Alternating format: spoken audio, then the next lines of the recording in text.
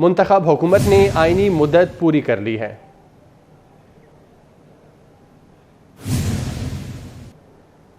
वज़ीर आज़म शहबाज शरीफ की जानिब से कौमी असम्बली की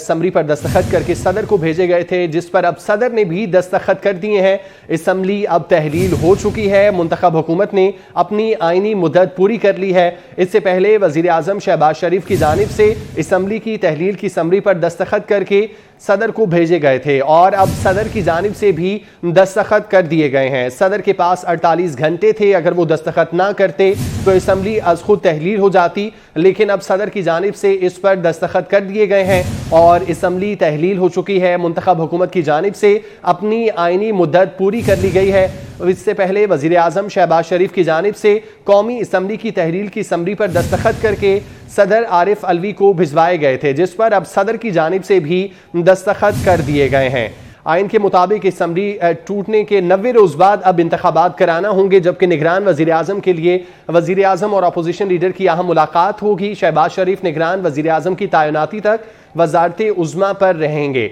मुंतखब हुकूमत की जानिब से अपनी आइनी मुद्दत पूरी कर ली गई है। सदर की जानिब से समरी पर दस्तखत कर दिए गए हैं। वज़ीर आज़म की जानिब से सदर को ये समरी दस्तखत के लिए भेजी गई थी, जिस पर सदर ने दस्तखत कर दिए हैं। अवैस कियानी हमारे साथ मौजूद हैं, तफसीलात उनसे जानते हैं। अवैस, बताइएगा, आरिफ अलवी की जानिब से भी दस्तखत कर दिए गए हैं? जी बिल्कुल, जो 15वीं जो कौमी असम्बली जो है वो तहलील कर दी गई है और इसमें जो वजारत पार्लिमानी अमूर की तरफ से जो आर्टिकल 58 का सहारा लिया गया और उसके तहत एडवाइस भिजवाई गई वज़ीर आज़म को और वज़ीर आज़म ने फिर उसके मुताबिक जो है उसी जो पार्लिमानी अमूर की जो समरी थी उसके मुताबिक जो एडवाइस थी उसके मुताबिक समरी जो है कौमी असम्बली को तहलील करने के हवाले से जो है वक्त से कबल जो है वो सदर मुमलिकत को भिजवाई और जो वजारत पार्लिमानी अमूर है उनकी जानिब से जो आर्टिकल 224 के तहत जो अबूरी जो सेटअप है निगरान सेटअप के लिए भी इस्तदा की गई थी, जिसको वज़ीर आज़म ने जो है एक्सेप्ट किया है। और अब आर्टिकल 58 के तहत के तहत ही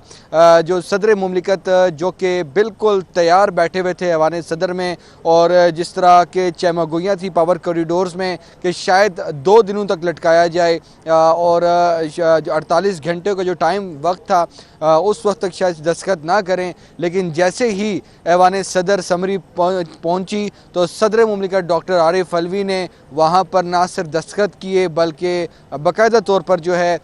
वो समरी जो है वापस PM हाउस को भी उसके हवाले से इंटीमेशन जो है वो भिजवा दी है और सदर मुमलिकत के दस्तखत करने के साथ ही जो 15वीं जो कौमी असम्बली थी वो अब तहलील हो गई है आज से ही। और आज का जो आखिरी जो सेशन था वो भी जो है स्पीकर कौमी असम्बली